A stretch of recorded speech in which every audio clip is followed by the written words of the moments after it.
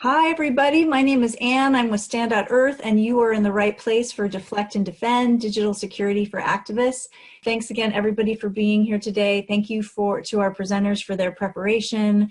And I want to introduce my colleague, Howie Chong, who is a digital campaigner at Stand.Earth and also helps a great deal with this webcast program, often very behind the scenes, but he's really integral to it. So it's really fun to have him facilitate today.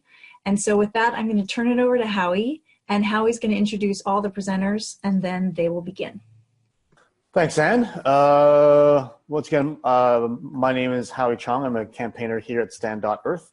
Welcome to Defend and Deflect. This is digital security for activists. Speaking today is Cora Borodale.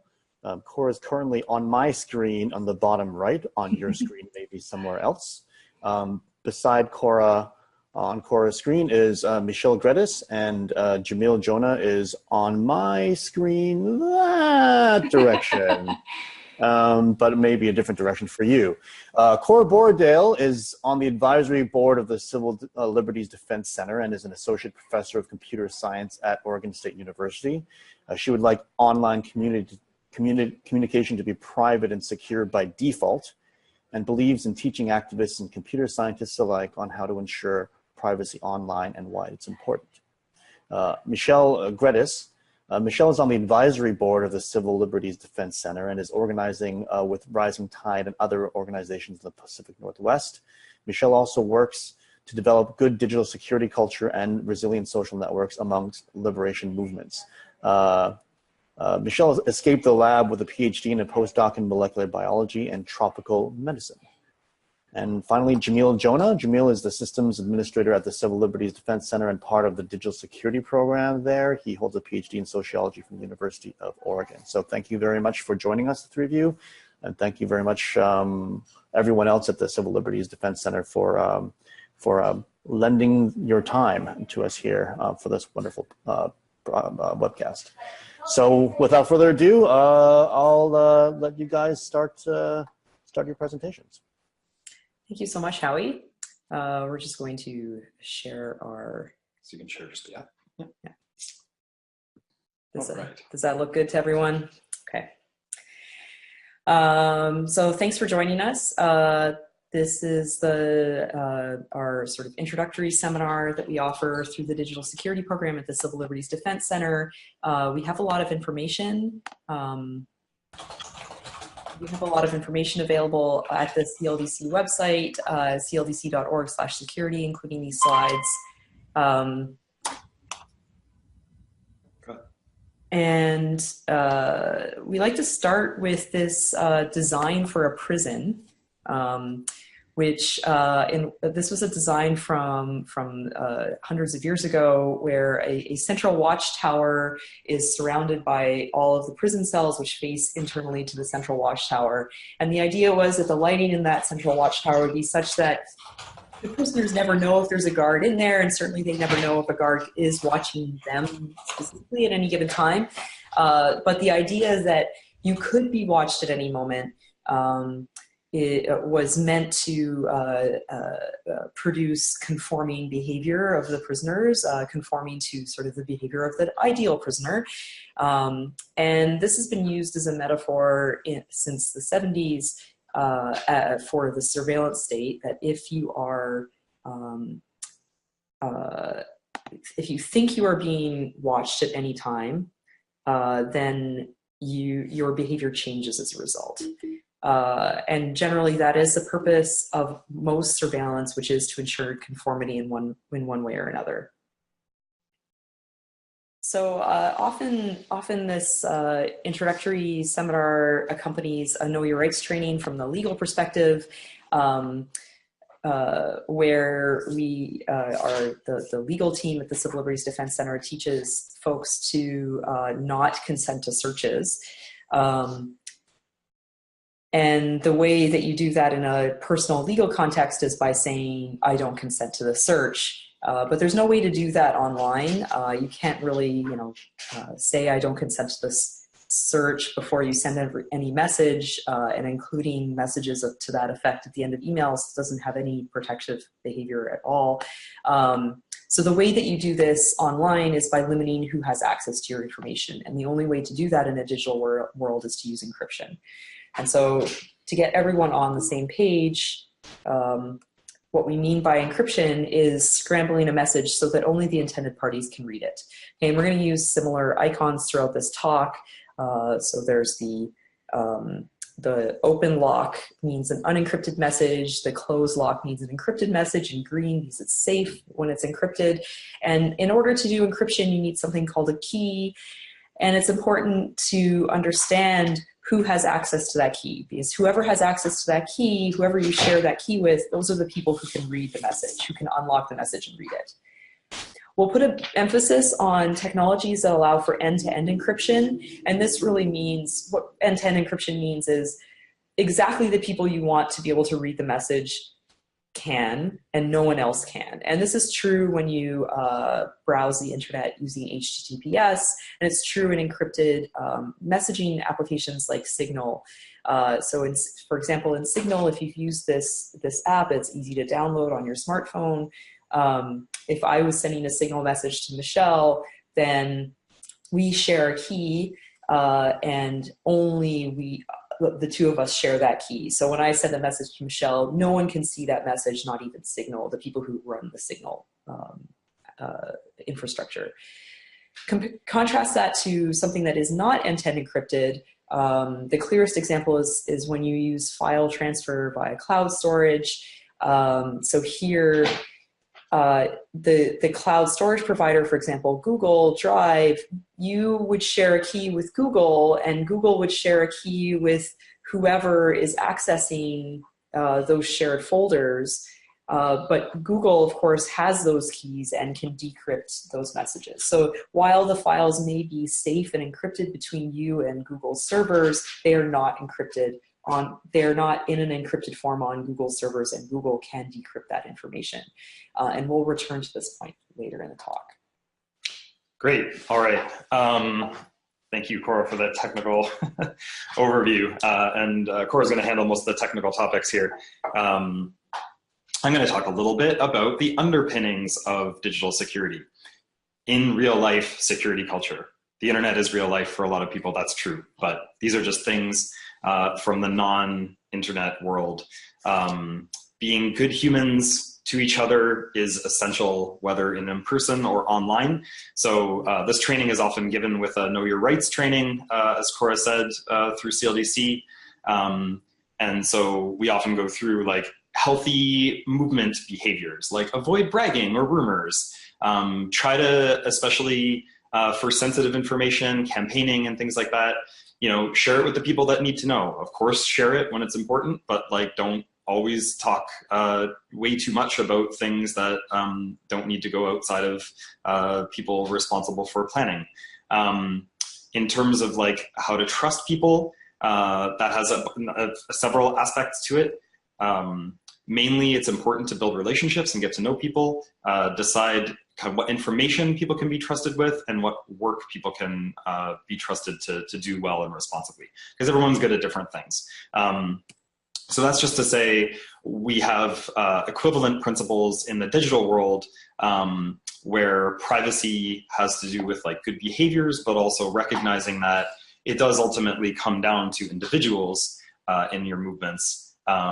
Because encryption rarely provides a magic shield that protects information from being forwarded along from anyone who has access to it. It's really easy to fake an identity online. So it's important to check in, especially if kind of like hurtful things are said or confusing things are said. It's good to check in on person with folks. And trust relates not only to humans, but also to things. So you can think of the need to trust people. It's good to have trust in our movements. It's good to be able to trust people. Rarely do we have people in our lives we can trust 100%. That doesn't mean that we should avoid working with people that we can't trust 100%, because we always need to have new people in the movements, in our groups. and kind of build that trust up over time. So the important thing is just think about like what you're sharing. When it comes to things, we think you should be very skeptical about how much to trust things. And we're going to try to give you recommendations for things that we think are trustworthy. But that doesn't mean that you throw away all the technology that you can 100% trust. So just keep in mind how reliable things are, how reliable different apps are. And it is important, of course, to think about how your choices affect your organizing, and security is only one part of that. So we're going to cover different options for things that you do online: web browsing, email, instant messaging, or like text messaging. We'll talk a little bit about social media, problems with passwords. Your passwords probably suck. It's not your fault. And then security around devices like laptops and cell phones. We'll talk about cloud storage as well, which is not on this list, but that's also an important thing for folks. And we'll go through some doxing and phishing options. So again, think about these 4 aspects: privacy, authenticity, trust, and reliability. Is your information safe? Are you getting authentic communications? How much should we trust app developers and service providers? And are the tech choices that we're making reliable for the things we're trying to do? So one principle that we have that governs many of our choices has to do with this idea of open source. So here's the set of Death Star slides that we like to use for people to think about what does source code mean and the importance of it. So this is plans for a complicated machine, the Death Star, which is under construction here. And you can see that, like any complex piece of technology, the Death Star has some functions, some of which are demonstrable: the destruction of Alderaan and other worlds. But the Death Star also has a number of other functions. It provides housing and governance and waste management, and a number of communications and a number of other things that's not obvious from its primary function.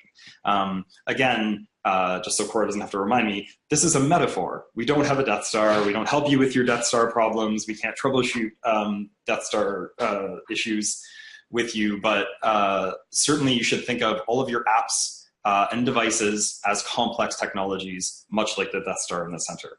The Death Star plans on the far left is the source code. It's a metaphor for the source code. So the plans for software is something called the source code. An open source app or platform, or web browser in this case, when we ask the question, which browser should I use? Those plans or source code are made available continuously and for anyone to look at or audit. That means that if a change, like this red star, is a slight change made to the Death Star, introducing perhaps a security flaw or vulnerability, this could really only be discovered in practice by having access to the source code. Of course, you could also discover a flaw after the flaw has been exploited, but we want to recommend apps for which people can have a look at the plan and have a full understanding as much as possible based on the source code. So when you hear open source, think Death Star plans, and that's a good thing. Yes. All right. It's hard to do the jokes when I can't see anybody's faces. Okay. Right. So in the context of, so we use this whether or not the source code for various apps is available as a guiding feature in the recommendations we make. We only recommend apps that are open source. So in the context of browsers, Firefox and Brave are 2 open source options. Safari and Explorer are not open source. Chrome is built on an open source project called Chromium, but it encourages tracking via being logged into your Google account at all times, and so we don't recommend it for that reason.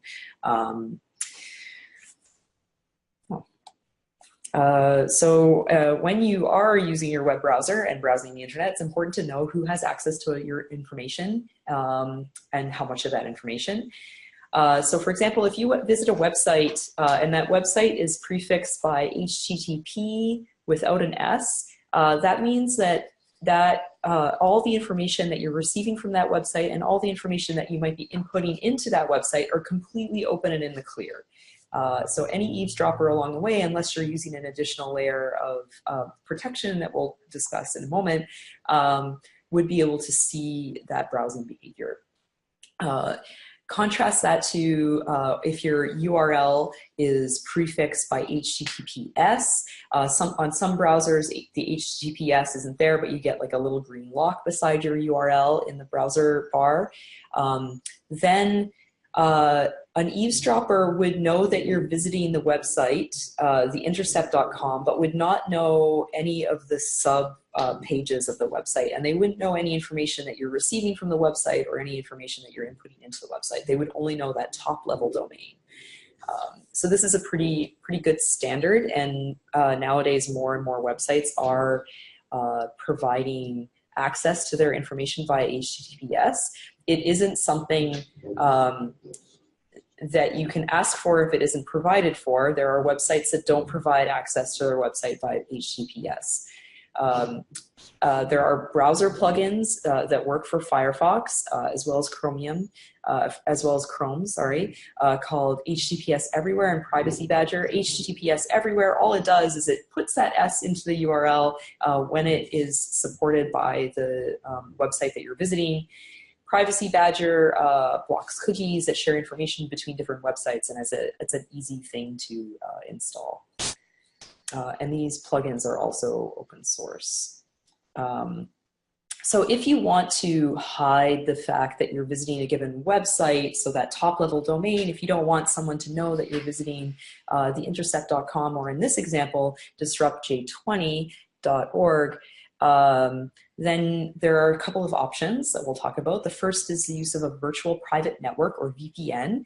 A VPN just acts as a middleman. So instead of making your request directly to disruptj20.org, you send that request to your VPN provider that you have to subscribe to and set up on your computer. And then that VPN provider goes and fetches the information from disruptj20.org and sends it back to you.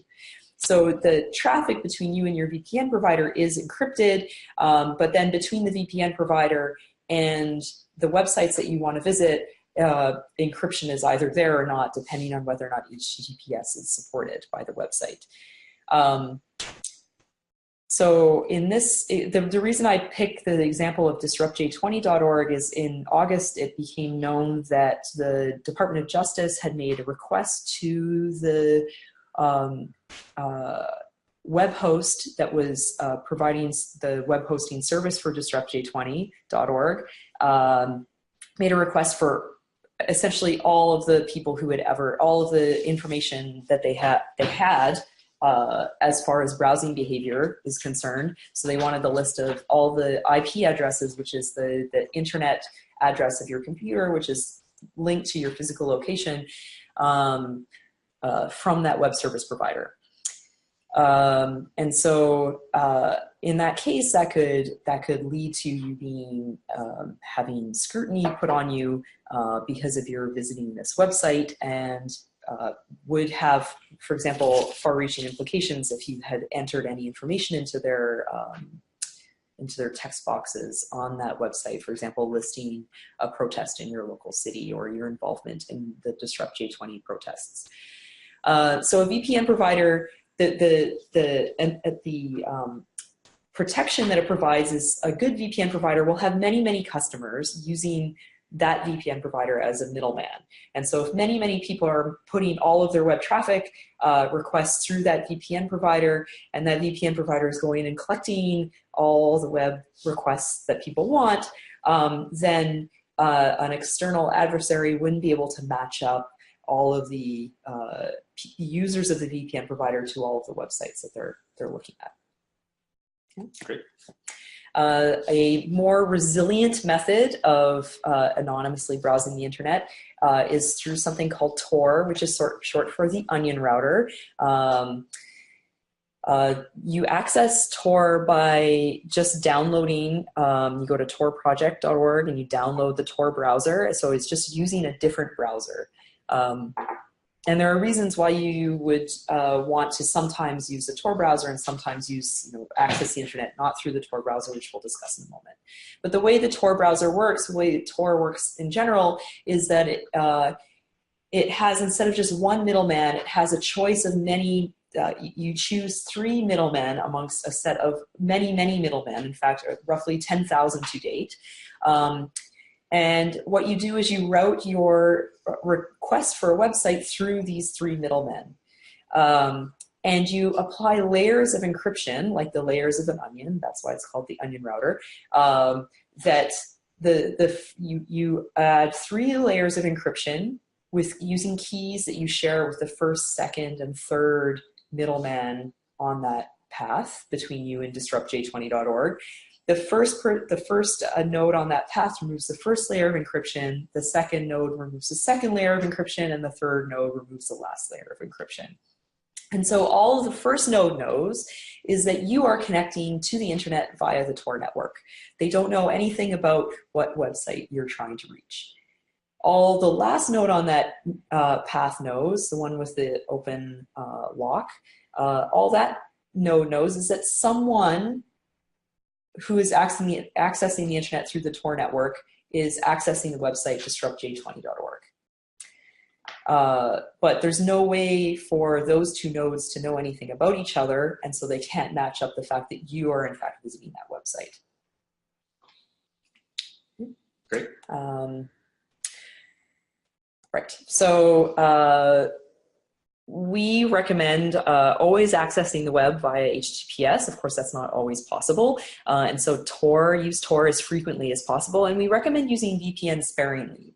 And the reason for that is that VPN provider knows all of your web browsing behavior, all of the internet communication that you're doing from your computer. And so they have a lot of information about you. And on this security culture front of only sharing information that you need to know, then try to minimize the information that someone, in this case the VPN provider, knows about you. And so these layers, but using these different layers of encryption of protective technologies will help protect you if one of those disappears. Okay, so just to say a little bit more about Tor, I'll let you do this. Sure, yeah. So we're gonna try to do some demos if we can, but the technology is failing us a little bit here. But I just wanted to flag just some things to think about when you're using Tor. Tor is open source. It is thoroughly and continuously vetted. It is probably for anonymizing technology at least, and straight up for any security technology, possibly the most thoroughly and continuously vetted by academics and private researchers and governments. The NSA is also trying to break Tor quite often. And so it's important to note that the funding sources for Tor originated with a US Navy, the US Naval Research Project Lab. And we just want to be straightforward with that because there's a lot of fear sometimes when people hear that. I certainly felt that way when I learned that Tor had its origins in US government kind of projects. Because of course the US government hasn't had the best reputation for respecting people's privacy. But the important thing is that because Tor is open source, it's not necessary to trust the motivations of the individuals behind Tor, because you can always audit and rigorously assess the code, which is important because humans make mistakes, even well-intentioned humans. And so I just want to be upfront with that so that people don't learn that later and say, you pointed us to this thing that's not developed just by the community, but of course it is developed by the community. They've just taken money wherever they can get it at certain points. And so when you're using the Tor browser, there's just a couple of usability issues because of those 3 nodes, those 3 middlemen that Cora mentioned in the middle. If your browsing is slow or blocked, you can switch circuits pretty easily. You can just shuffle that deck and resume browsing, hopefully. The exit node, that last computer in the network, that can see anything, just like a VPN provider could. So it's important to use end-to-end encryption like HTTPS, which adds that kind of 4th layer of encryption to the network. There are a number of other uses of Tor. It's important to know that you can't conceal whether you're using it or not, so make sure it's safe and legal in the jurisdiction that you're using it. Certainly in the US it is legal to use, but make sure to check that if you're outside of the US. You can do a lot of things with Tor. You can post press releases anonymously or under a pseudonym. It's just important if you're trying to keep an identity or a pseudonym truly anonymous to be careful. Don't try to maintain it long term. The risks go up, and there's a lot of kind of different things you can use Tor for, like concealing your physical location. But it's a great way to use as a baseline. You can help people like journalists overseas who are needing protections and needing strong anonymity with Tor. And it's definitely a way to avoid a lot of the nasty drawbacks that can come from people attempting to dox you and so on. So we're happy to do more in-depth trainings for people on Tor, but it's definitely safe to use, and we recommend people use it whenever they can. Thanks. Okay. So email is a funny thing in the law. The law kind of is completely outdated for the way in which we use email nowadays. The law states that any email that is on your email provider servers that has been read or has been unread but is 180 days old can be accessed legally through a subpoena, which, unlike a warrant, does not require any probable cause. So a law enforcement agency wouldn't have to have probable cause that you did something illegal in order to request your emails from your email service provider.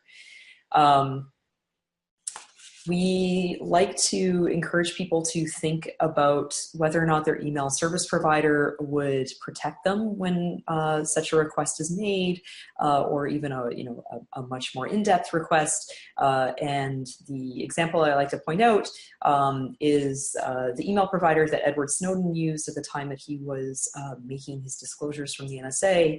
I always forget the name of the email provider. LavaBit, thank you. That's why we do this in pairs. He was using an email provider called LavaBit, and the FBI demanded that LavaBit turn over the cryptographic keys that protected information between LavaBit and its users, so that the FBI would be able to discover who Snowden was amongst all the LavaBit users. But of course, this would also risk the identity of all the LavaBit users. LavaBit fought back for a long time. Eventually, they were the person who ran LavaBit was told that if you don't comply, you're going to go to jail. And so he just decided to shut down his business instead. Of course, that turned off service for all the LavaBit users overnight, but it also did protect Edward Snowden and the other LavaBit users. And I'd like people to consider whether or not the email provider they're using currently would go to such extent.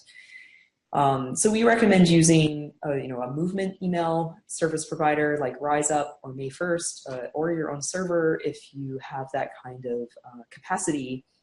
One nice thing about RiseUp is that your emails are additionally encrypted on their server with a key that you control, so that your emails are only in an unencrypted format on their server when you're actively reading those emails. Do you want to say more about that? If you just this is a new feature that they've done to both protect their users, of course, from warranted or unwarranted or malicious hacking on their servers, but it also protects RiseUp. Because then they don't have to, say, resist a legal request or a law enforcement request or some other court order for their documents. They can just say, like, we don't have the key. So, yeah. But if you have been using a RiseUp email account for a long time, you have to go to user.riseup.net and activate that. But if you have a new RiseUp account, it'll work that way. Okay. So along with that, we also recommend that people use an email client to read their emails by a way other than accessing their email through a web portal.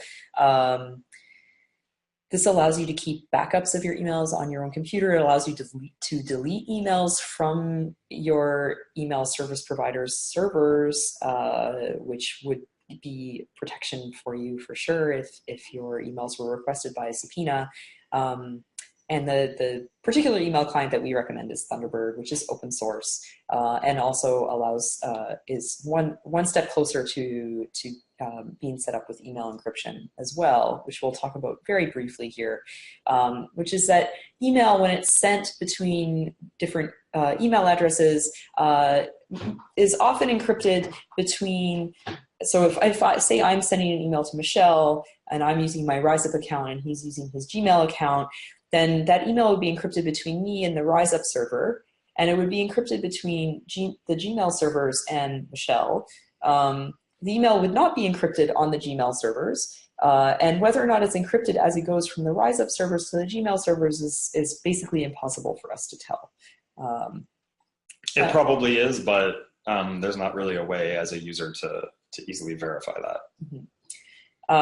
There is a way to get set up with end-to-end encryption when it comes to Gmail, to email, which is through something called GPG, also known as PGP. And this is a way so that an email could only be read by you and the recipient. And we offer in-depth trainings on getting set up with that, if that's something that folks are in need of. Second set of jokes.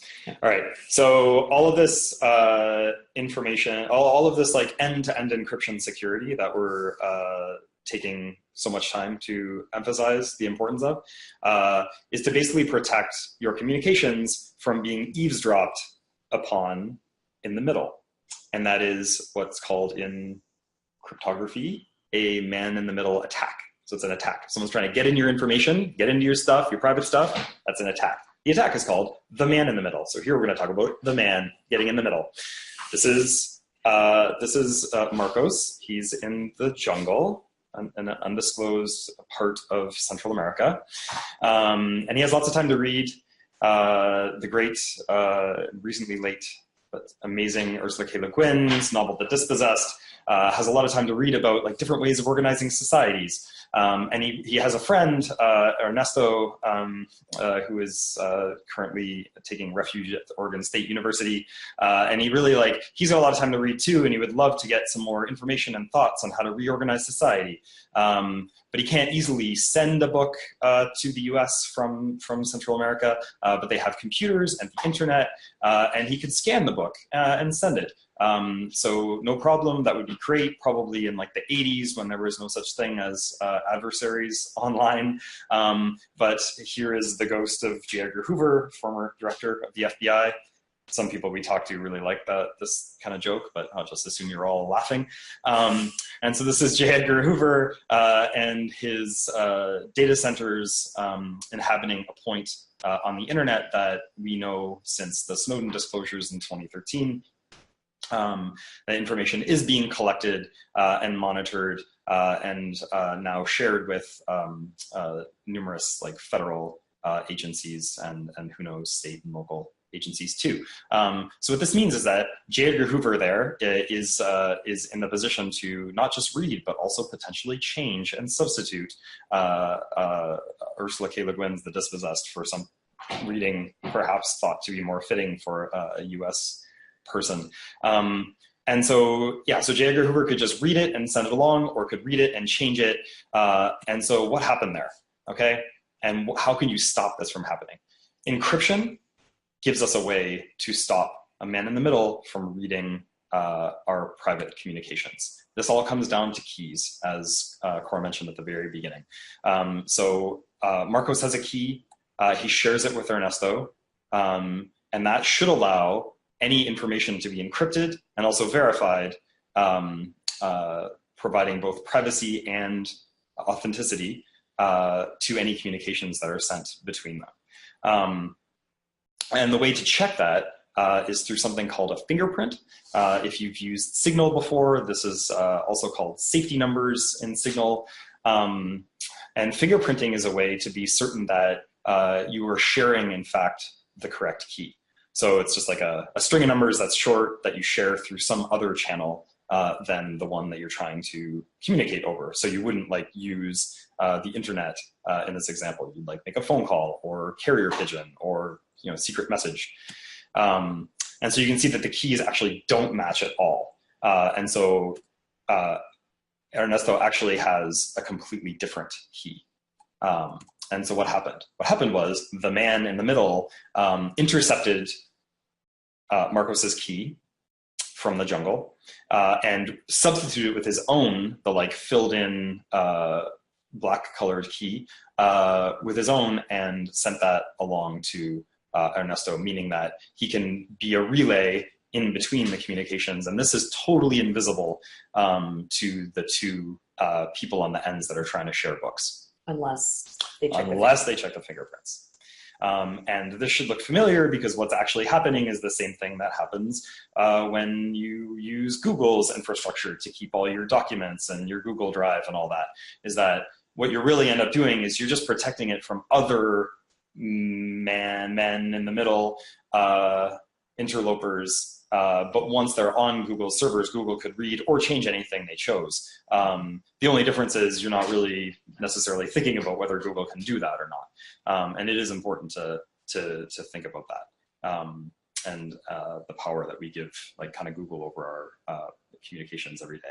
But it's certainly the importance of checking fingerprints is something that we can get into. But even if this gets to be like maybe a little too far afield in what you think is a threat, it is important to choose a technology that allows you to do the fingerprinting. That's how you know that you and your friend are the only ones that are managing the keys. Things like Wire and Signal both function that way, which is why we recommend that. And the Signal app, this is a screenshot of what the fingerprint looks like in Signal. They call it a safety number. And you can use this to make sure that that this man-in-the-middle attack hasn't happened. Yeah, and we'll get into it probably in the Q&A a little bit, but a lot of people, in the US at least, activists use Signal. The reason we recommend Wire is simply it lets you participate without having to share your phone number with other people, and that's important to some folks. And you also don't need to have a smartphone to use Wire, whereas Signal is quite challenging to get working unless you have access to it. Yeah, but they're both great, and it's good to have like redundancy, so use both. So social media and other like cloud providers. So this is, we've hinted on this already, that the amount of information that large service providers have about you.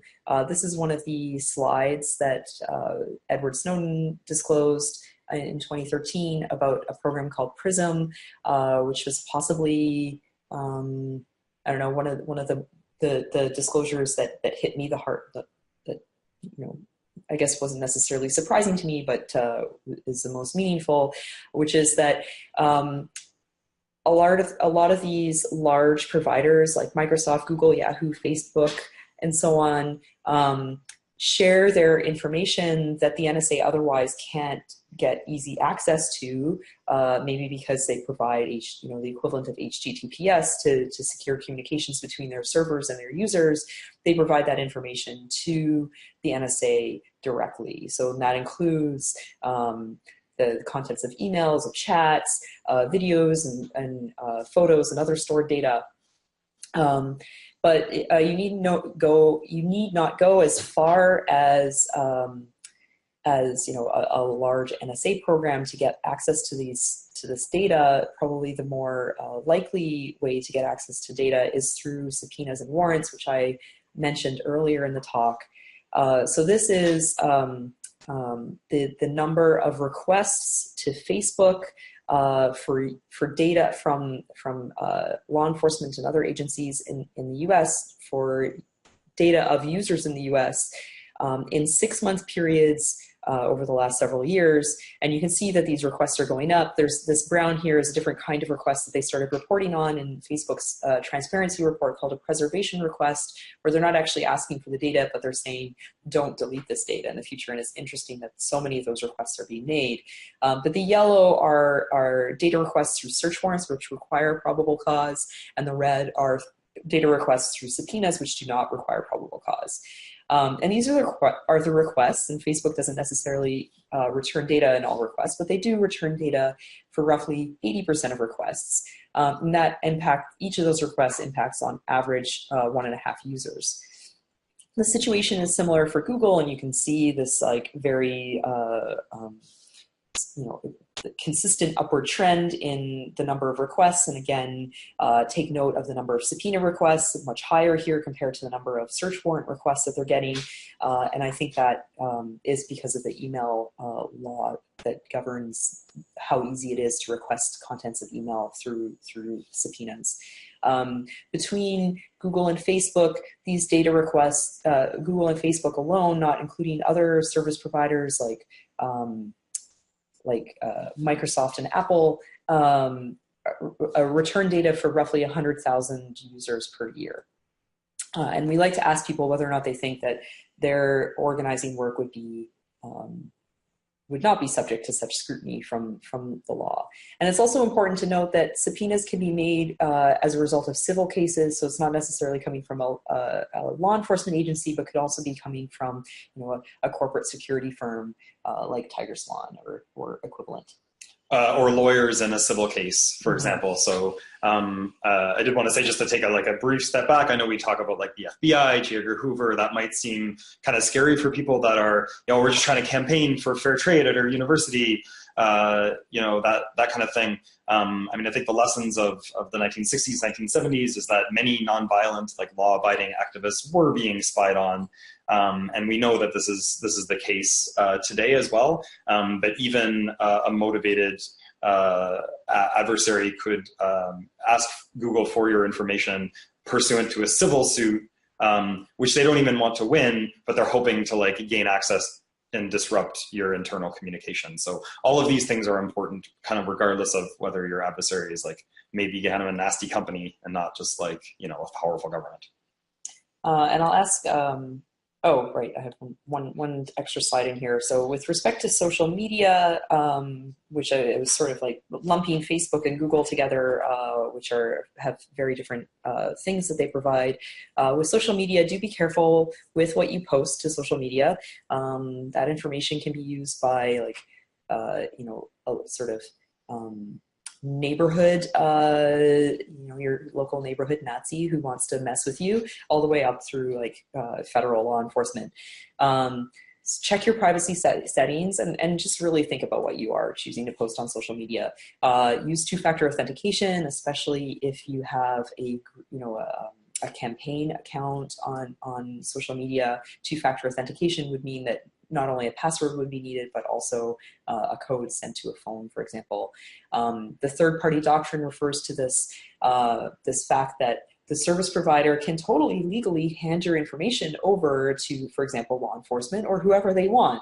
And that's legal because you've decided to hand that information to them. They can then do whatever they want with that information. And also note that social media can be terribly unreliable in that it doesn't take too many requests from other users of social media, for example, on Facebook, to say, oh, this account is, spreading hate. Even if they're not, that account may disappear, even if it's temporarily. The time at which that account disappears could be not great for your campaign. So be aware of that. In terms of, we know that a lot of people rely on Google's infrastructure for the use of cloud storage. Their products are very shiny and work really well because they spend a lot of money on doing that, and they make a lot of money off it as well. And I'm going to ask Jamil to jump on here to talk about an alternative to Google for cloud storage.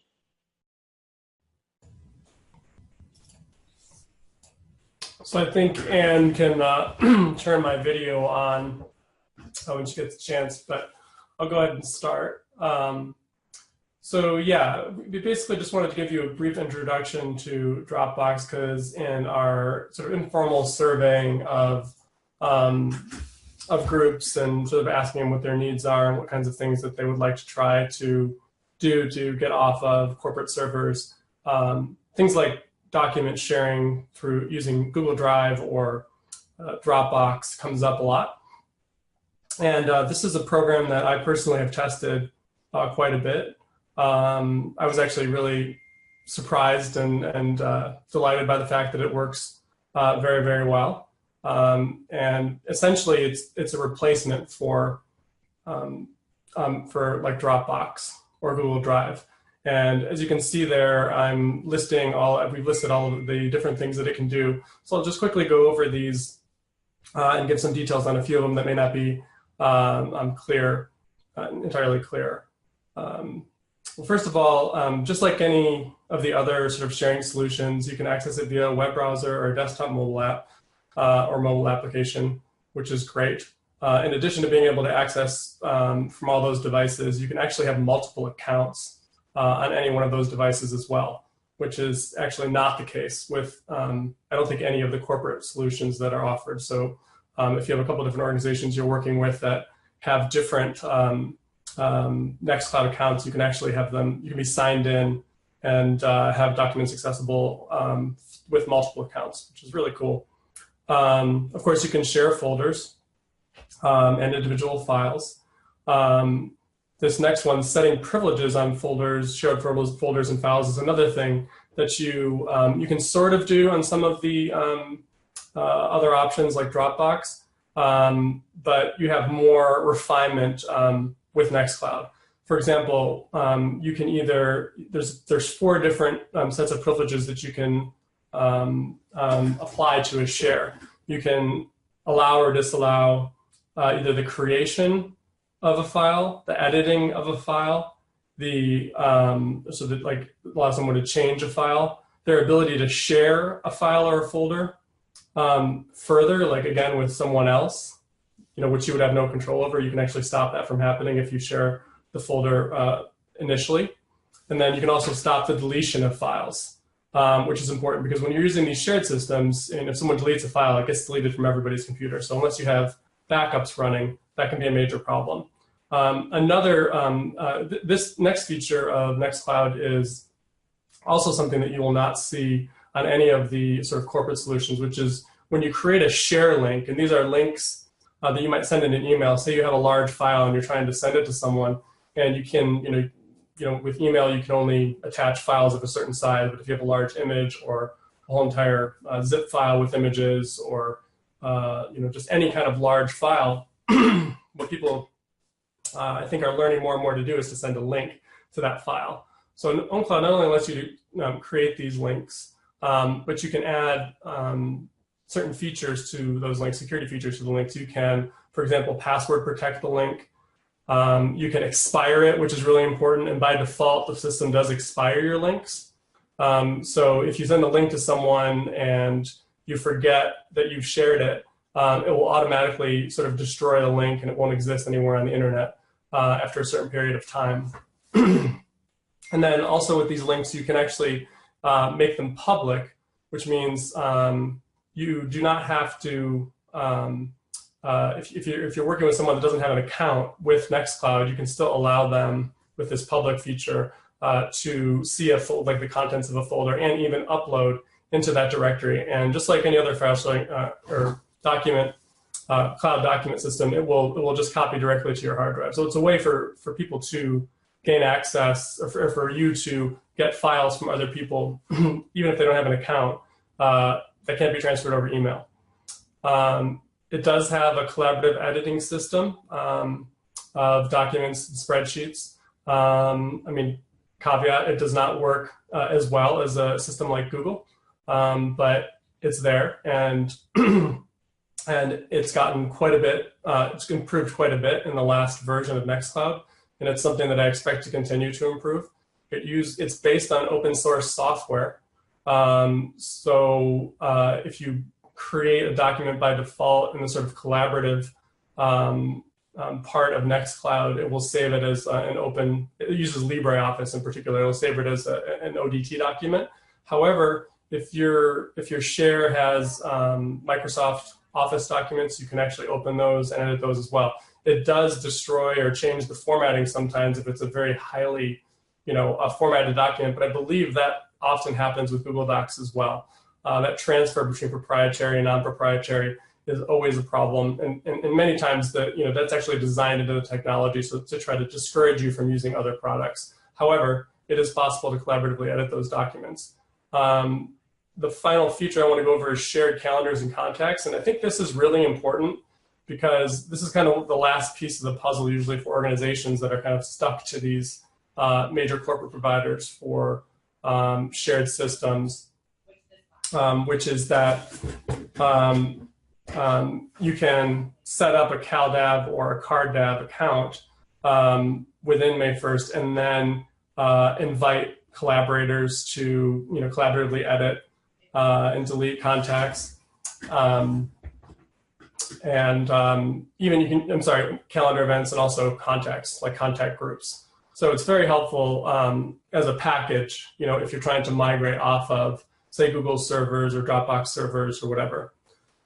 So I'm going to wrap this up quickly. I could go over some other security concerns, but the main thing is that with any shared storage system like this, or cloud-based storage system, or sync system, it's a problem. You should be wary of putting any kind of critical documents or keeping critical documents, in this type of share. You should have local shares potentially, or there's other options besides these kind of server-based systems.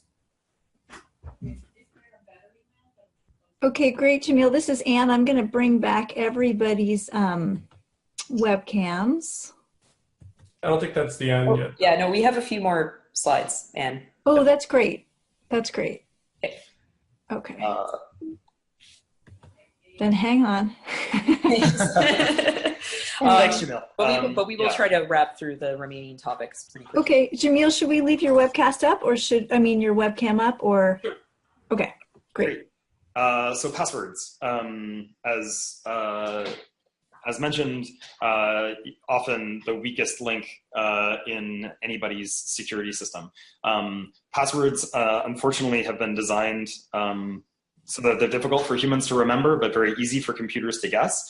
Like this ugly dog's breakfast of a password, Troubadour N3, hard to guess, but because it's so short, actually, it's very easy for a computer to break that or crack it. But a multi-word password that's just made up of like English language words can have a lot of randomness in that, or entropy. Correct horse battery staple is actually much easier to remember and also much stronger. We recommend a password manager called KeePassXC, which can generate these kind of random passphrases for you. And I don't need to get into too much detail, but we recommend like 6+ words for a really strong local password. Yeah. And you don't need to remember too many of these. This would be a password that you use to protect your password manager, and your password manager can remember all the other passwords for you, which should be long and random and impossible for you to remember. And please don't use the password correct horse battery staple. Yes. Device security. Yeah, so this is basically like, just make sure, so security vulnerabilities are always being discovered, because even if you have access to the Death Star plans, there's still a lot of plans to go through and a lot of like designs. And so that means that software updates, especially for your operating system, are important to keep up to date, because you don't want to be vulnerable to something that was actually fixed 6 months ago. We definitely recommend that people try to avoid using Windows if they can, because there's lots of malware for Windows, but that can be a longer process, but just ask us about that. Phones, which we'll get into a little bit more in detail, but we do want to get to your many excellent questions. Phones often age out of security updates really quickly, so that can be like a real challenge. So here is more about cell phones. They constantly track your location. There are computers that features of which are not well understood by anybody. There is, kind of like things that either law enforcement or a private corporate security could do, which is obtain a device called a Stingray, which acts as a fake cell phone tower and tracks all the cell phones in the area. People end up oversharing and trusting too much the little like device in their pocket. And you can have someone that has like 10 years of like all their photos and all the chats they've ever had on this little device that would be so easy to just like have fall out of your pocket at the wrong moment. So we recommend always regularly clean off your phone, use encryption, which is present by default on most phones. Always lock it. If you're going into a situation like you're going to a protest or something like that, and you're using like a fingerprint reader, you should turn that off and try to have as long a password as possible. I recognize that can be challenging, especially on a phone that you type in so often, but there are other things that you can do, like take photos while your phone is still locked. Definitely happy to answer more of those questions or point you toward resources. Spear phishing. Go for it. And there were a couple questions about this ahead of the chat, so I wanted to make sure that we got to this. So phishing is when someone tries to get you to click on a link that is not a link you should click on, usually by email. Spear phishing is a more direct target. So, we hear about these phishing emails that sort of get sent out to, hundreds and hundreds of thousands of people, but spear phishing would be something more targeted at you. And there was this example covered by The Intercept about spear phishing attacks by white nationalists against people opposing them, where they try to capture their IP addresses, which are related to their physical location, by getting them to click on a link that goes to a website, which is a website that that person manages, and so can see what their IP address is. Doxing and phishing go well together. Doxing is when someone tries to get documents about you, or docs for short, usually by just like looking at public documents that are available online at your social media and other addresses that are available in address directories online, and publishing that in a forum that would make it easy for someone to harass or stalk you.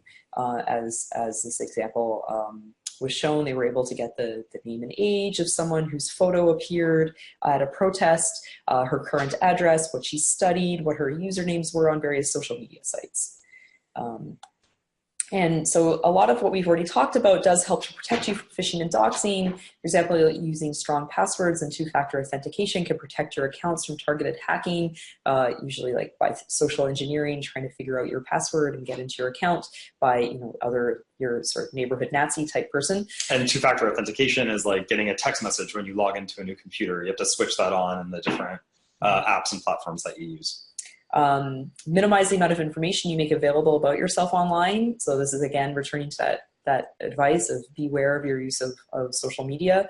Tor and VPN hides your location from phishers. And try to authenticate the sender of messages that you're not too sure about. Just like if it's a message that you think you're actually supposed to read and take seriously, maybe just like talk to the person in person or on the phone or by some other channel, if you can't do so using sort of cryptographic techniques. And physical security. Yeah. If you want to talk about this. Yeah, I mean, it's just basically like these, a lot of the tactics are meant to intimidate people and scare them out of organizing. And that's always something that we try to emphasize and re-emphasize for people is that, yes, we want to scare you enough about the world so that you can take these easy and empowering proactive measures, but we don't want to scare you so much that you stop organizing because we need you all and your organizing now more than ever. And in terms of like kind of the nastiest form of intimidation, which is like publishing someone's home address, threatening them with physical violence. If you know who your neighbors are and you surround yourself with like good friends and a good community, that is by far the best protection, no matter what happens. So just always remember that. Don't rely on computers alone to protect you. And this is just a review of the things that we talked about. I just want to emphasize that we'll make sure people have access to these slides after the fact. So if you didn't get everything, that's okay. We have a lot of resources available at cldc.org/security. When you think privacy, think end-to-end encryption. That's the best. It's gold standard for encryption. And you don't have to worry about all of the J. Edgar Hoover ghosts in the middle. So there's probably a lot of them. Authenticity, we prefer, of course, things that are open source, apps that are open source and verifiable. Trust, we tend to trust things that are community developed. And reliability, often if apps can be decentralized, which maybe we'll get to in the questions about peer-to-peer messaging. That's also an important technical aspect. But the most important thing is don't make too rapid changes to the technology that you use so that it disrupts your organizing. Be intentional and take baby steps, and we'll be there to help you if we can. Yeah, there's a lot of really great questions that we want to get to. And so, yeah, do you want to wrap up with the Mark's quote? Oh yeah, awareness is 2 steps ahead, paranoia is 2 steps behind. A lot of the times when I give these trainings, I really do worry about making people scared and not wanting to continue to participate, or just saying, oh, digital security is too hard, it's not worth trying. There's a lot of things you can do, right? And there's a lot of and all of us can increase our level of digital security. I think trying to get away from having all of your information stored on, for example, Google and Facebook servers and doing your organizing entirely there is a really good step. Protects you from the very easy step of making a request to Google and Facebook for information via subpoena, for example. And a lot of secure messaging apps are to the point now, and they weren't even a couple of years ago when we started doing this, where it really is plug and play, right? Like Signal and Wire are great end-to-end encryption apps. Signal also provides one-on-one video and one-on-one audio, also end-to-end encrypted. Wire allows up to a conference call end-to-end encrypted between up to 10 people. And so the technology is getting better. And I think we are ready for questions. Yeah, so I think people have been sending their questions along. But I think if you want to open, I think maybe Anne wants to manage that. Yeah, I don't know. That sounds good. Yeah, it'll be, hi everybody, thank you so much. And we're getting some thanks in the chat too, which is really nice. Thank you to all our presenters. This is great information. We've got a quick poll.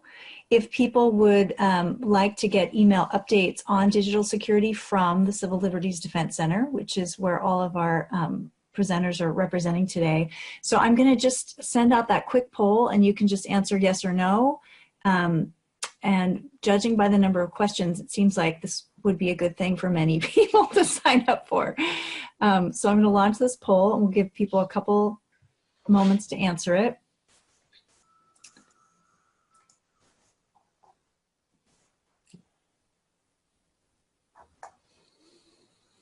And if there are people who have put questions into the chat, that we're going to try to bring a few people up on webcam. I know we have a lot of questions, so we'll try to move fast too. But if a few of you would like to be on the webcam and you ask your question in the chat, move your question over to the Q&A tab and we will try to get to it. We have a lot of questions today, so I know we won't get to everybody, no matter how they asked it. But great. Right. So I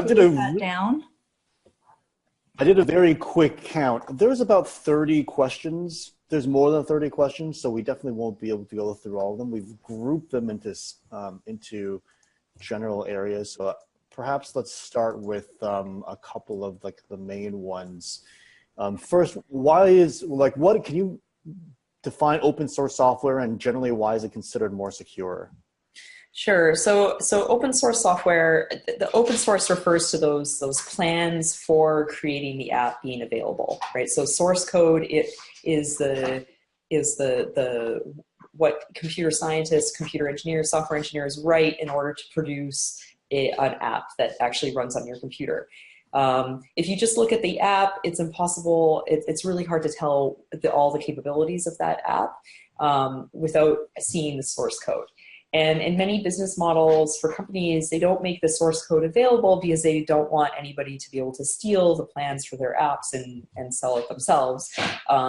But from a security perspective, without knowing that source code that creates the app, you can't verify that it's doing the encryption that the company says it's doing. You can't verify that it's not sharing information with other people. And this has been common with apps on smartphones, like the flashlight app, which sent all of your contact information back to the company who ran the flashlight app. So without seeing the source code, it's impossible to know if your app it's very difficult to know if your app is doing those kinds of things. So from a security perspective, without seeing the source code, in my opinion, it's impossible to say whether or not the app is actually doing the encryption it's doing, whether or not you can actually rely on it from a security perspective. And so, yeah, there's a related question about like whether or not vendor claims can be like checked or confirmed. Of course, you could like do kind of some advanced like methods of looking at like the traffic as it's leaving your computer and what's, you know, it is possible to like kind of see what is happening.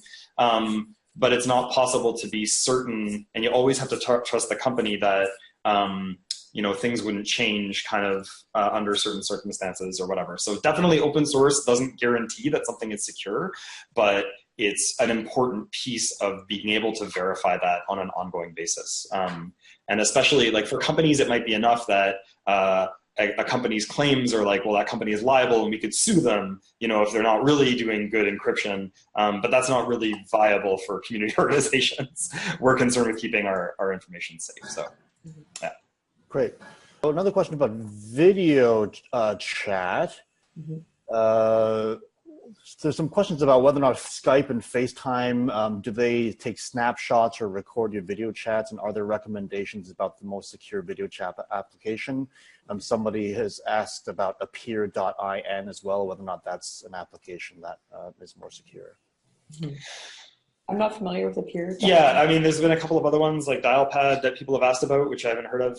Happy to look into that and update people by the email list on our website after. We do know that, you know, from the NSA disclosures, you know, you get very like occasional glimpses into what information is actually being captured.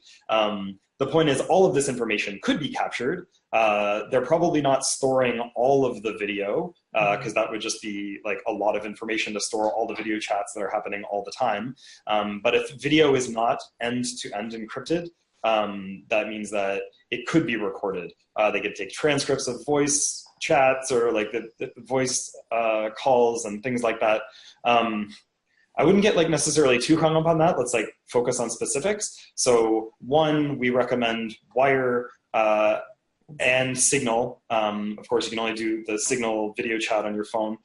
There's other options like Jitsi and other kind of things. But Signal and Wire are the easiest to use, and they do use end-to-end video encryption. And there was a question about Zoom, whether or not we like endorse Zoom for its security. Definitely not. Zoom is an amazing platform for doing like large webcasts like this, and hopefully the quality is good on your end as well. But Zoom, although they make claims to do end-to-end encryption, we don't think they've made a good enough case with the technical details they've provided. And in any case, they are not open source, so it's not really possible to be that reassured by it. So Signal and Wire for video. It is, so for video, Signal and Wire, for actually, as far as I know, for any end-to-end encryption, any video end-to-end encryption that I've been able to evaluate, it's only for two people, you know, one-on-one video calls. For multi-party calls, Wire is the only one I know that provides end-to-end encryption beyond 2 people, and that goes up to 10 people for technical reasons. And just about screenshots, yeah, I mean, if people want like the scary stuff, they're definitely one of the Snowden disclosures around the NSA slides. I think this might have been something that the British counterparts did, but they basically took like screen grabs from all the like Yahoo video chats or something of like tons of users, and we're using that to do some machine learning studies, and also just passing around images and making jokes in the office. So yeah, but you know, if it's not end-to-end encrypted, that means any employee of that organization could also like look at the photos and videos and images and stuff like that. So it's better to like not have to trust those people. Great. Okay. In terms of emails, a couple of questions there. First of all, some thoughts about Proton Mail and whether or not you can, what do you think about Proton Mail, and whether or not how do you get an invite to Rise Up email accounts? And then secondly, there were some questions about how you can, is it possible to permanently delete your emails either from your account or directly from the server? Mm-hmm. Those are good questions. So Proton Mail, Rise Up, and then email deletion. You want to handle Sure. the first two? Yeah, so Proton Mail does actually use PGP or GPG, which is like the gold standard for email encryption. But what they do is they manage all your keys for you. So it makes it totally transparent to the user. You don't have to like think about people's keys or doing the fingerprinting or anything yourself. So it's really easy to use. We don't like it, not because it's easy to use. We love things that are easy to use, but we don't like it because you have to trust them to make sure that they're giving you the right keys. Because anytime Proton Mail chose, they could maybe substitute one of your keys, just like J. Edgar Hoover is doing kind of in the middle there. Like I had no reason to mistrust or distrust Proton Mail folks. I think they're trying to do something really good, which is to bring email encryption to the masses. But for social movements, I think there's a big drawback in trying to like get everybody to get a Proton Mail address, because then people have to they kind of get locked into this separate system. There is PGP email encryption, which can be used with any kind of email address. So we prefer to recommend against Proton Mail for that reason. But if you're using Proton Mail with your group already, it probably provides pretty good protection. And it's not necessarily a bad thing. But we wouldn't recommend that people, if they're going to make a switch to something like Proton Mail, because you have very little control and you have problems with kind of verifiability. For a RiseUp invite code, that is kind of a problem. RiseUp used to allow you to describe the organizing that you're doing, and they exist to support the organizing of anyone who is trying to, bring us a better world that involves liberation of humans, non-human animals, environmental defense, and all sorts of really important things. But right now it's you need to know someone who has a RiseUp account in order to get an invite code. So the only thing I can say is try to connect with other people in your community that might be doing that kind of organizing. Just go to their events, talk to people in person, build relationships. RiseUp has limited capacity, so they need to kind of lock down the services, and you can't just, spammers got really good at writing convincing descriptions of their organizing to get RiseUp accounts. So that's why you need to know someone directly. So build those relationships in your communities. That's the best way to get a RiseUp invite. I was just going to jump into, I know that you covered this a little bit during the presentation, but because it came up with people who are registering, asking me questions, can you talk just a little bit again about how not all of these tools are safe for activists to use depending on which country they're operating in? And you had some suggestions on groups that people might reach out to if they want to find out what would be safe for them to use where they are. Sure. I didn't want to drop the question about deleting your emails from servers, so I'll just handle that first. And then great. So it's not always clear if when you actually delete an email from an email server, whether or not that actually gets deleted. And we have a post on the CLDC website about this issue exactly. So I encourage you to go there. So CLDC/security and click on the email tab, and the post name is obvious. I think it's called "What Happens to My Deleted Emails." In terms of which tools are legal to use in different countries, so Tor is blocked in many countries around the world because it gets in the way of censorship. Michelle has just copied a link to something called Security in a Box, which provides resources with a more international focus than we do at the CLDC, where we focus mostly on US-based activism.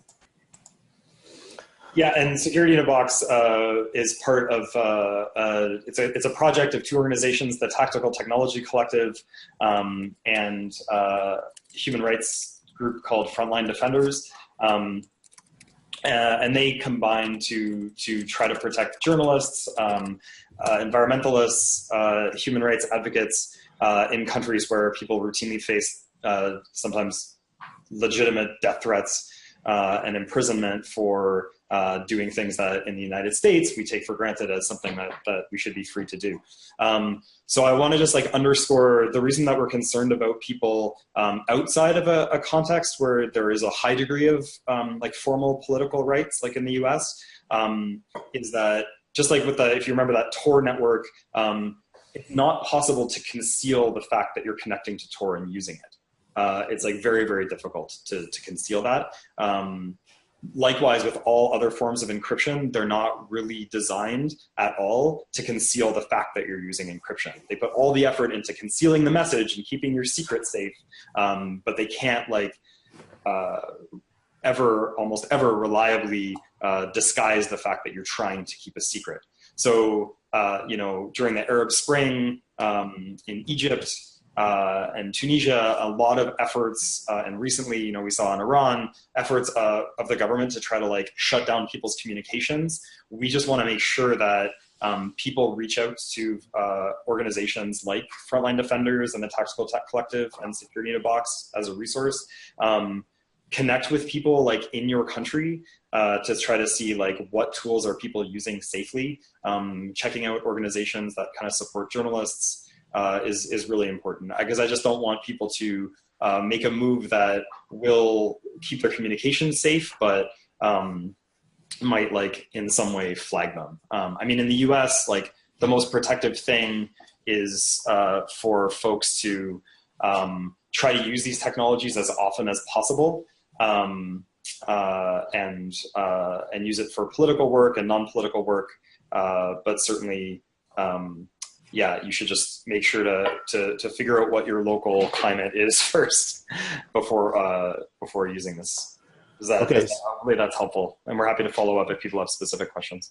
Yeah, there's a lot. Jump in real quick, just because people have asked questions in the Q&A about something we've repeated over and over again, which is to use Signal. And also we talked about Wire, and someone asked, and I just checked this, it does appear to be the case, that about why we're recommending Signal when, like over WhatsApp, for example, when WhatsApp also has end-to-end encryption. Yeah. And I think it's important to answer that. I don't know if that applies to voice and video calls like it does with Wire, but I think maybe. Yeah, I'm not aware of WhatsApp using encrypted voice or video. I mean, WhatsApp is owned by Facebook now, which exists to harvest a lot of what we like call metadata, which is, you know, who are you talking to and how often. That information is very valuable to Facebook. So we definitely don't prefer WhatsApp for that reason. WhatsApp does use, from a technological perspective, it does use the same, at least for text messages, it uses the same encryption that Signal does. One reason some people don't like WhatsApp is that encryption is not turned on by default. So it's possible to send like messages that you think might be encrypted but aren't. And like, you know, like Wire, it's not possible to send a message that isn't encrypted. So I don't know. It is possible to use WhatsApp in a safe way, but there's, you know, worries about sharing like your contact information, and also like just the possibility of messing it up and sending an unencrypted message. But is Signal end-to-end encrypted? Yes. It also is? Okay. Okay, so we have about 5 minutes left. There are a large number of questions. Oh no, that's okay. Let's keep going. So I'm going to encourage you to respond, if you can, as quickly as possible, and we'll hopefully blow through as many of these as possible. What exactly does the incognito mode on your browser do? All that does is stop your browsing history from being recorded on your computer itself. So the protection is against, you know, someone, you know, a roommate who might look at your browsing history, or an abusive partner who might look at your browsing history, but it doesn't protect you against any kind of adversary outside of your household. Okay. If we follow your recommendations and change your browser to a more secure one, are there ways to erase browsing history from the browsers we're currently using? Yeah, I mean, I wouldn't, it's important this is very closely related to the question Cora just answered, which is, what does incognitus protect you from? It's like, for someone to get that information, they probably would have to like have physical access to your device. So I would say that deleting browsing history, is not relevant if you're worried about kind of like Google tracking you or other kind of adversaries that are out there that we usually are thinking of protecting against. You know, if you're worried about someone like a roommate, like looking at your stuff when you're not around, or your computer getting seized or whatever at a border, encrypting your whole disk is probably the best protection. And we have resources on how to do that. You can also see how to do that at Security in a Box, of just like encrypting your whole hard drive. Yeah, usually you can delete browsing history, but I don't know how. It would be pretty specific, yeah, depending on the browser. to each browser, but yeah. Right. Okay. Hey, Howie, I'm going to jump in with a quick culture question, which I think will apply to a lot of people. So assuming teams start, grabbing these different tools and using them, what are good ways to encourage everybody on the team to get aligned? And what are some tools for accountability around that? That is a great question. We're like just trying to study that. Well, Cora's the professor. You're trying to study that. Yeah. Try to figure out the good formal answers to those questions. Yeah. Yeah. So right now, all we have is like guesses.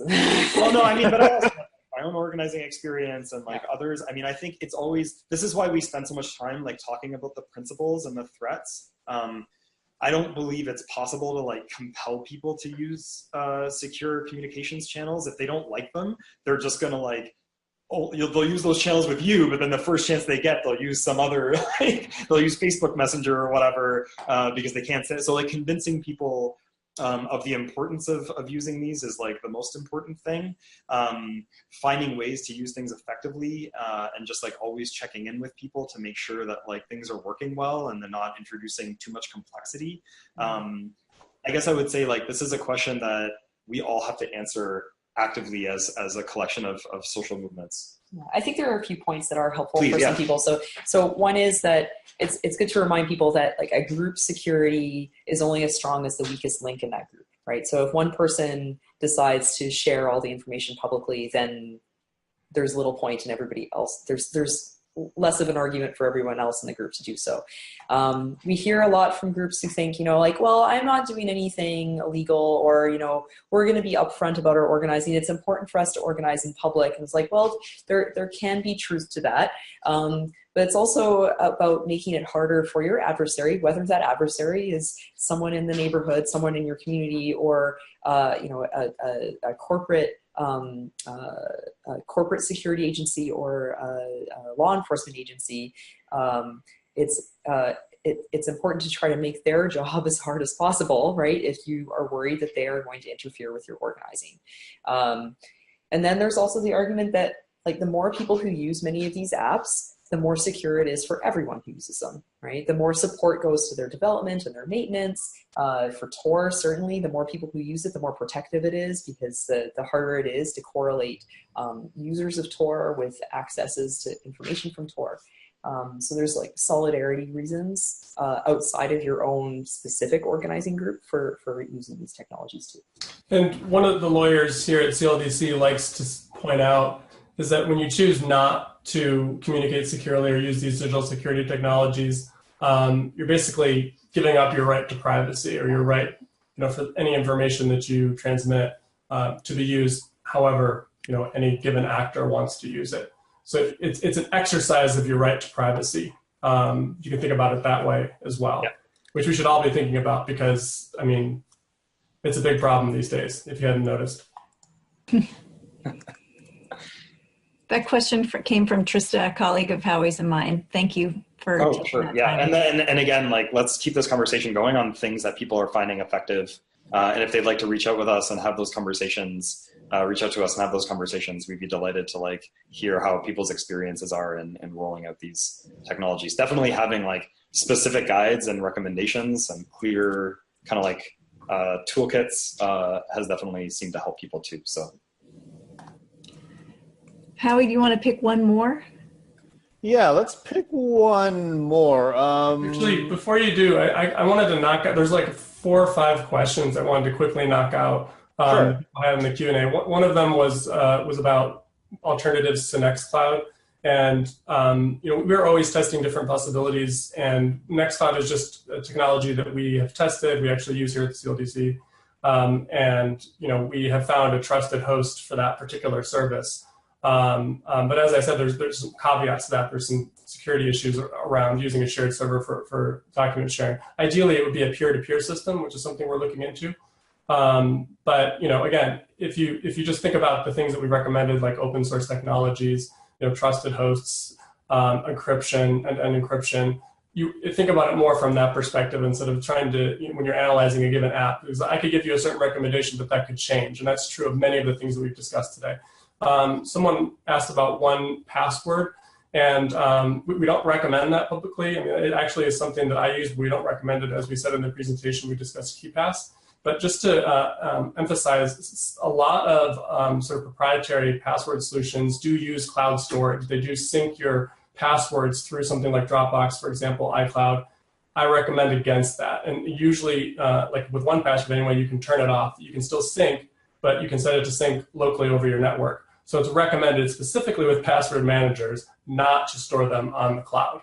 And also note that there has recently been some vulnerabilities revealed about browser-based plugins for password managers, potentially manipulating and stealing passwords from plugins that connect to a password manager in your browser.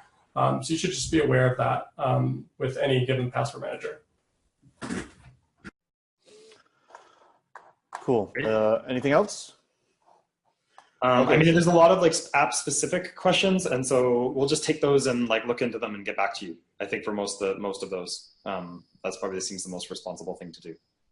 Great. I guess the last question I think is about crossing borders. What should we be doing with our devices as we cross borders in case of being searched, for example? Yeah, so I would highly recommend having only crossing the border with a computer that you can use full disk encryption, that you can encrypt the whole computer, and the same with your smartphones. And I would just turn them off before you're about to cross the border or go through airport security. And so, your strong password would have to be typed in order to turn on the computer. You have little rights at borders. Very few rights at borders. Yeah. And so you may be turned away if you don't type in your password, for example. So, maybe just only travel with a computer that's really cheap and doesn't have any important information on it. That can be a good exception for like using cloud storage that would allow you to access documents that you need once you get to your final destination. If you don't want to carry those documents across the border. Yeah, I mean, I think the risk of, it's a complex question, and there are folks who have written at greater length, certainly than we have had a chance to discuss here, but it's pretty rare that they're gonna grab your device and take it away.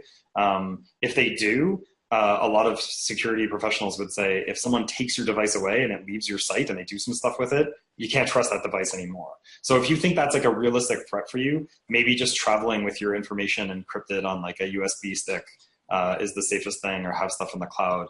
But yeah, it's like you have very few rights, and you can always refuse to comply with orders by border guards, but that can mean often that they would just like detain you or send you like back to where you came from.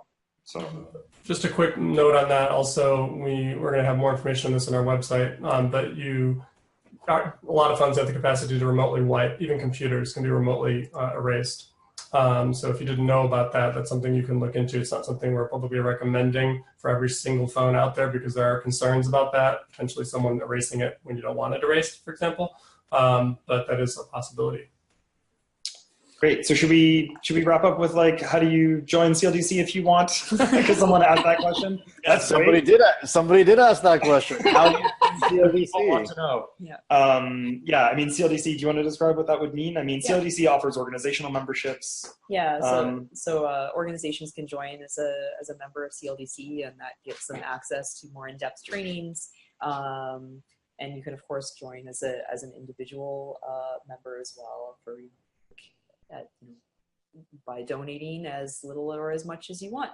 Yeah, it works on a sliding scale. Basically, for an organization, we like to try to structure that as CLDC has a lot of expertise outside of the digital security program. This is new for this organization, and focuses a lot on know your rights trainings, for migrants, and a number of particularly at-risk communities. And there's a lot of really good like deep knowledge and trainings that are available for people at the point of planning their campaigns. And so becoming a member organization, gets you those kind of trainings and like legal support should you need it, and definitely helps build the capacity for the digital security program to make more resources available more quickly for more situations and more groups and do training. So definitely check out cldc.org, and we'll paste a link out there too. And follow up with you all if you would like to get emails from us. Great, thanks so much. And I would be remiss if I didn't mention that if you want to know more about Stand Webcasts, you can go to stand.earth/webcasts. There's a sign up form there, and you can be informed of all these wonderful webcasts that we're having. So thank you very much for the CLDC folks. And yeah, that's it from us. Great. Thanks very everybody. much, friends. Thanks, Thank you. everyone.